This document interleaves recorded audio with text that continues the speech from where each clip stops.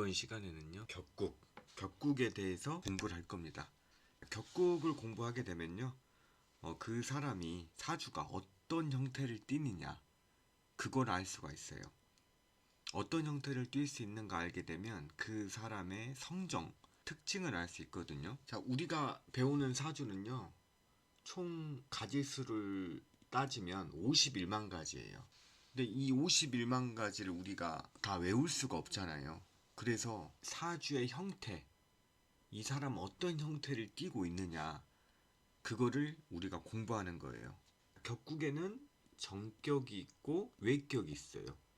우리가 흔히 해석하는 건 정격인데, 정격에 해당되는 사람이 97에서 98%예요. 외격은요, 정격에서 벗어난 걸 뜻해요. 외격 종류는 전왕격, 종격, 합합격, 이 세 가지로 나눠지거든요. 그럼 정격과 외격을 왜 구분하냐? 용신을 정하는 방법이 다르답니다. 정격과 외격은 용신을 정하는 방법이 달라요.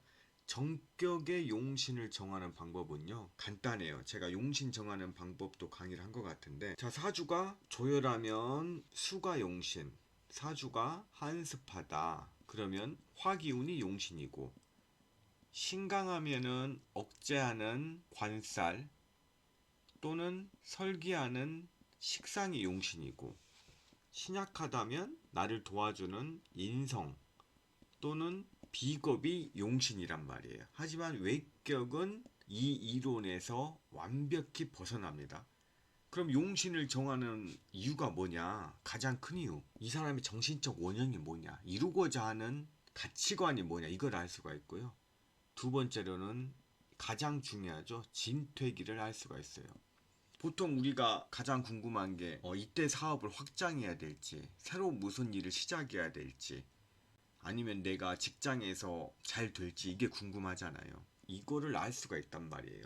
그래서 우리가 격국에 대해서 공부를 해야 되는 겁니다.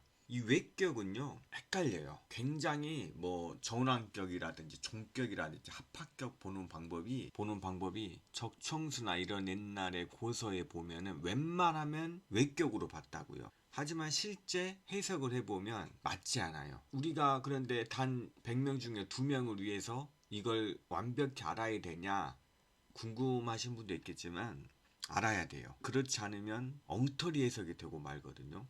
어떤 사람이 병화일간인데 이런 형태를 띠고 있어요. 그러면 이 사람은 염상격이라고 해요. 염상격인데 이 관살수로 인해서 파격이란 말이에요. 적천수에서는 이게 염상격이 확실하다. 그래서 염상격을 깨트리지 않는 목화, 토운이 좋다고 하거든요. 하지만 이 수로 인해서 파격이 돼서 사주가 이런 형태로 되어 있다면 이 사람은 화해 성정에 강하잖아요. 성급하다, 다혈질이다, 이렇게 해석하는데 이 사람은 절대 그렇지 않아요. 오히려 이 사람은 차분하단 말이에요. 왜? 전환격의, 염상격의 성질을 가지고 있단 말이에요. 이 사람 귀인이에요. 그래서 이런 사주 형태를 보고 다혈질이겠네, 이러면 가우뚱하는 거죠. 돈 주고 사주 보러 온 사람 입장에서는. 수로 인해서 파격이 돼서 이 사람 용신은 관살수고, 운은 금수운을 요하지만 전체적인 성향은 귀인이다, 외격의 성향을 가지고 있다, 이렇게 해석이야 정확한데, 이 단계는 많이 공부를 해야 알 수 있는 것들이겠죠. 일단은 외격은 나중에 하기로 하고, 일단 정격에 대해서 우리가 공부를 할 거예요. 정격이 뭐냐 도대체, 이 사람을 지배하고 있는 성정이 뭐냐. 정격을 전하는 방법은요, 사주에서 월지가 가장 중요하다고 했잖아요. 월지의 지장간이 천간에 투간한 게 그 사람의 격이란 말이에요. 예를 들어서 간목일간이 신유월에 태어났단 말이에요. 그러면 이 유금 속에서는 봉기가 천간의 기운을 숨기고 있다고 했죠. 자, 우리가 이 강의를 듣기 위해서는 지장강과 기초 강의를 다 듣고 오셔야 됩니다. 안 그러면 따라가질 못해요. 이 신금이 봉기고 경금이 역인데 이 신금이 천간에 투간했단 말이에요. 자, 이 신금이 간목일간에는 정관이잖아요. 아, 이 사람은 정관격인 사람이다, 정관격이다. 만약에 신금이 없고 신유월이 아니고 경금이 투관했어요. 간목에게 경금은 편관이잖아요. 이 사람은 편관격이다. 천간에 투관한 놈이 가장 힘을 많이 쓴다는 겁니다. 그런데 신금도 없고 경금도 없어요. 아무것도 없어요. 이 지장간에 투관된 놈이. 그럼 간목에게 유금은 정관이잖아요. 그냥 지장간의 본기대로 정관격인 사람이다. 이렇게 정하는 겁니다. 이해되셨나요? 다시 한번 예시를 들어볼게요. 간목이 무진월에 태어났어요. 그러면 진토의 본기가 뭐죠? 무토죠? 중기는 개수고 여기는 을목이란 말이에요. 본기인 무토가 투관했죠? 간목에게 무토는 편재잖아요. 아, 이 사람은 편재격이다. 편재가 가장 힘이 세다. 자, 무토가 없고 개수가 천간에 투관했어요. 개수는 간목에게 정인이잖아요. 이 사람은 정인의 힘이 세다. 정인격이다. 그리고 개수도 없고 천간 을목이 투관했다. 간목에게 을목은 겁재잖아요. 겁재가 지지로 오면 양인이라고 해요. 여기가 을목에 투관했다 그래서 양인격이 아니라 양인격은 월지가 겁재여야만, 자, 월지가 비견이라면 걸록격이라고 해요. 자, 만약에 천간에 헷갈리는 게 무토도 있고 개수도 있다. 그럼 편재격인지 정인격인지 헷갈리잖아요. 무토가 본기잖아요. 본기가 가장 힘이 세요. 그래서 이 사람은 편재격이다 라고 해요. 무토가 개수만 있어야 정인격이라고 하는 겁니다. 을목이 있어서 겁재인데 겁재격이라는 건 없다. 겁재가 천간에 있다고 해서 양인이라고 하지 않는다. 천간에 있을 때는 그냥 겁재일 뿐이고 이 을목이 지지로 와야, 을목하고 짝꿍이 뭐죠? 묘목이죠. 묘목이 와야 양인이라고 합니다. 양인. 자, 왜냐하면 12운성상 묘가 왕지잖아요. 왕지, 목의 왕지. 그래서 양인이라고 해요. 겁재가 지지로 왔을 때 양인이란 말을 씁니다. 그리고 비견이 지지로 왔을 때는 걸록이라고 합니다. 비견도 마찬가지. 간목에게 비견은 간목이죠. 간목이 천간에 있을 때는 비견이고요. 지지로 오면 인목이잖아요. 인목으로 와야 걸록이란 말을 쓴다는 겁니다. 계속 연습을 해야 돼요. 오늘은 정격에 대해서 설명을 계속 할 건데 정격 중에서 정관격에 대해서 말씀을 드려볼게요. 정관격은요, 간목, 축월, 간목, 유월, 간목, 술월생이 신금이 투관했다. 그러면 정관격이에요. 이 사람은 정관의 정신이 지배를 했다. 일간이니까 을일이라고 할게요. 을목, 사월생, 을목일간이 신월생, 을목일간이 유월생이 경금이 천간에 투관했다. 이것도 정관격이고, 병일간이 자월생, 병일간이 진월생, 병일간이 후월생이 천간의 개수, 이것도 정관격이죠. 정화일간이 자월생, 정화일간이 신월생, 정화일간이 해월생, 임수가 투관했다.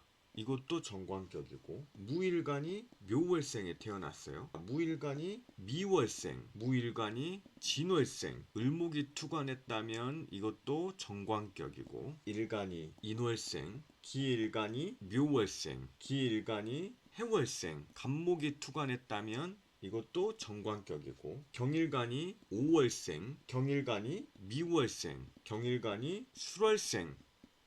그런데 정화가 투관했다면 정관격이고, 신일간이 인월생, 신일간이 사월생, 신일간이 오월생. 그런데 병화가 투관했다 천간에. 이것도 정관격. 이밀간이 월생, 이밀간이 미월생. 그런데 천간에 기토가 투관했다면 이것도 정관격이고, 계일간이 인월생, 계일간이 진월생, 계일간이 사월생, 계일간이 신월생, 계일간이 술월생, 계일간이 해월생의 천간에 무토가 투관해서도 정관격이라고 하는데, 여기서 계일간 신월생과 계일간 해월생은 논란의 여지가 있다. 이건 옛날 책에 나온 내용을 제가 그대로 말씀드린 건데, 하지만 계일간 신월생과 계일간 해월생은 천간에 무토가 투관했다고 해서 정관격이다 하는 거는 논란의 여지가 있다. 이 정도만 알고 넘어가시면 됩니다. 정관격이신 분 특징이 뭘까요? 정관이 뭐죠? 일간을 극하는 건데 일간을 상하게 하지 않고 관리하는 정도죠. 간목이 신금이 정관인데 신금은 간목을 해칠 수가 없어요. 경금 편관이 해치는 거지. 도끼 같은. 그냥 관리만 하는 정도예요. 하지만 정관이 2개 이상이다. 신금이 메스, 송곳, 커터칼, 날카로운 거죠. 2개 이상이면 또 간목이 위협을 느끼잖아요. 정관도 많으면 편관과 같다고 했어요. 정관의 특징은 뭡니까? 정관은 인성을 생하고 재성을 설계하며 겁재를 극합니다. 이게 정관의 역할이에요. 정직하고 반듯한 성정, 절제력, 규칙, 준법 정신 이런 걸 뜻하잖아요. 남자는 자식이고 여자는 남자를 뜻하니까 남자 사주에서 정관이 길하게 작용한다면 자식복이 있다. 명예복이 있다. 여자 사주에서 정관이 길하게 작용하면 남편복이 있다. 자, 이걸 뜻하는 거예요. 자, 내 사주가 정관격이면 나머지 글자에 따라서 확 달라지는데 가장 문제는 정관이 강하고 일간이 약하다. 자, 이러면 문제가 심각해져요. 자, 정관이 과다하면 나약해지는 인간이 되거든요. 자, 정관이 강하고 일간이 약하면요. 일간을 살려야 되거든요. 그런데 정관은 인성을 생하고 인성은 일간을 생하니까 이런 사주 형태는 반드시 인성으로 화살을 해줘야 돼요. 간목에게 신유월에 태어났어요. 그럼 이 사람은 신유월의 금국목으로 어찌할 줄을 모르는 사주인데 여기에 계수가 있어요. 신금이 간목을 극하는 대신 금생수, 수생목 이게 화살이에요. 인성 화살해준다. 관인상생해준다. 자, 반드시 이런 형태로 사주 구성이 돼야 된단 말이에요. 그러면은 인성이 기란 역할 하니까 우리 사주에서 인성이 뜻하는 건 부모라고 하잖아요. 그리고 세상 도움. 이 사람은 반드시 누가 도와주는 사람이 있다. 부모복이 있다. 그리고 인성이 있으니까 사고 기능이 있는 사람이다. 이렇게 해석하는 거예요. 만약에 이 사람이 수가 없어요. 그러면요. 화라도 있어야 돼요. 식상화가 있어야 화극금, 정관, 신금을요. 제어할 수 있어요. 수가 없고 화가 있는 사람은요. 만약에 상관 정화가 있다. 그러면 상관으로 정관을 제어해 준다는 겁니다. 화가 용신으로 잡혀요. 이 사람은. 이걸 제살한다. 이렇게 말을 해요. 식신 병화가 있다. 그러면 병화와 신금이 만나면 병신합이 되잖아요. 이거를 합살한다 라고 해요. 따라서 정관이 강하고 일간이 약하면요. 방금 설명드린 것 같이 인성이 있어서 화살하든지 상관이 있어서 제살, 살을 제어한다. 아니면 식신이 있어서 합살한다. 이 세 가지 형태를 띄어야 이 사람은 일이 제대로 풀리는 사람이에요. 자, 인성이 있어서 화살을 한다. 그러면 용신이 수로 잡히니까 용신을 돕는 금이 있어야겠죠? 금은 여기 있죠? 더 이상 금은 필요치 않지만 그리고 제사를 한다. 정화 상관이 용신이니까 정화를 돕는 게 목생화, 목이잖아요. 목화 운이 좋은 거예요. 합살을 한다. 병화. 합살도 마찬가지. 병화가 있다면 지지에 목이 있어야겠죠. 자, 이런 식으로 사주 구성이 되어야 이 사람이 신약 관항에도 삶을 스스로 헤쳐나갈 수 있다. 있는 사람이다. 이렇게 해석할 수 있다는 거예요. 이 세 가지가 이루어지지 않다면 삶이 공궁합니다. 운에서 잠깐 발복하는 수밖에 없어요.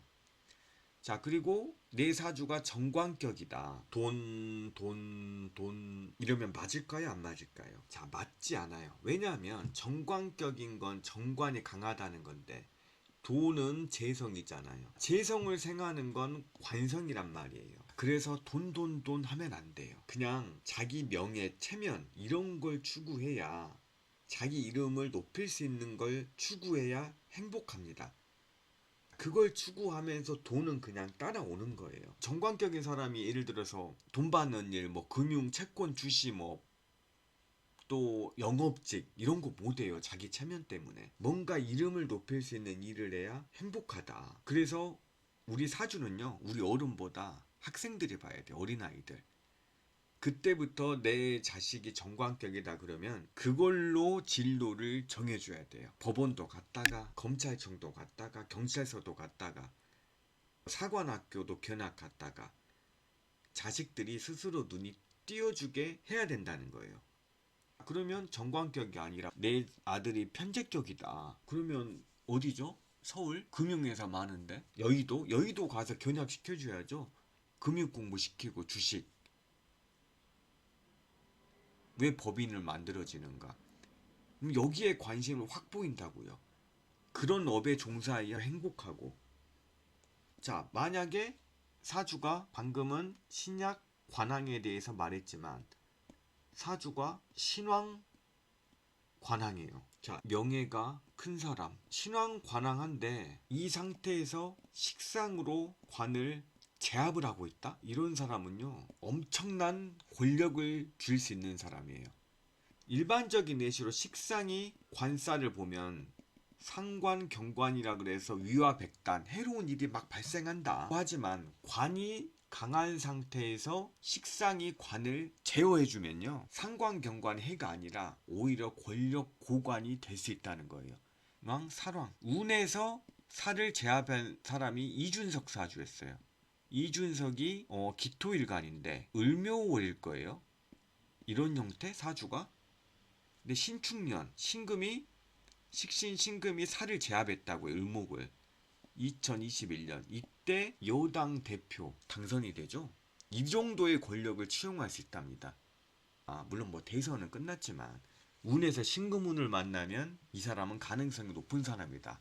그렇게 봤거든요. 일반적으로 무조건 식상이 관을 봤다 그래서 이 사람 망했다가 아니라 사주의 메커니즘을 볼 줄 알아야 돼요. 관이 강하다? 그러면 신왕하다. 그러면 식상으로 관을 제압해주면 권력 고관이 된다고요. 근데 신약 관악인데 식상이 관을 본다? 인성이 없는데 제살한다 그러죠? 이 경우에는 또 그렇게 바람직한 사주 형태는 아니에요. 왜냐하면 일간이 더 약해지니까. 좀 복잡하죠? 오늘? 복잡해도 나중에 이걸 계속 반복을 할 거예요. 이 단계를 거쳐야 사주의 메커니즘을 우리가 파악할 수가 있어요. 지금 감명 이론까지 해서 약간 복잡할 수 있는데 그냥 듣고 정격 중에 오늘 강의 목표는 정관격. 정관격은 월지 지장간에 봉기 중기가 투관한 놈이 천간에 투관한 놈이 격을 결정한다. 그리고 천간에 투관한 놈이 없다면 월지 그 자체 육신으로 격을 결정한다. 이 정도만 아시고 넘어가도 성공입니다. 다음 시간에 평관격에 들어가겠습니다.